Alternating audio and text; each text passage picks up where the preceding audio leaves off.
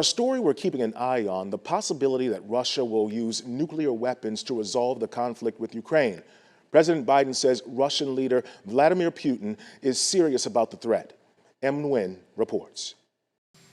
In his gravest warning yet about the risk of a nuclear conflict, President Biden saying Russian President Vladimir Putin's threats to use tactical nuclear weapons pose the greatest prospect of Armageddon since President Kennedy and the Cuban Missile Crisis. President Biden in an off-camera fundraiser saying he knows Putin well and that he is not joking when he talks about potential use of nuclear weapons or biological or chemical weapons. The White House quick to downplay Biden's remarks, saying the administration has seen no indication Russia is preparing to imminently use nuclear weapons against Ukraine. It comes as President Biden believes Putin is growing more desperate on the battlefield after a series of Ukrainian military successes in recent weeks. But as Russian troops are being forced to retreat in the south and east, new evidence of alleged war crimes are emerging.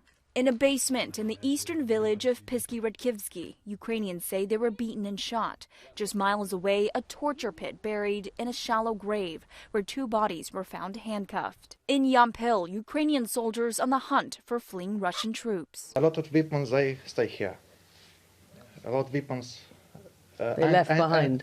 Yes. The horrors of war giving rise to hundreds of thousands of Russian men fleeing the country to avoid Putin's military draft. Two crossing the Bering Strait, seeking asylum on a remote Alaskan island, now in the hands of U.S. federal officials. This was a surprise to us. Who knows what's going to happen in the future if more individuals from Russia are trying to, intend to leave Russia through the Bering Straits. Those two Russian nationals are now in the city of Anchorage, being screened and vetted. Diplomats at the Russian embassy in Washington say they plan to hold a phone call with them to provide any necessary assistance. M. Nguyen, ABC News, Washington.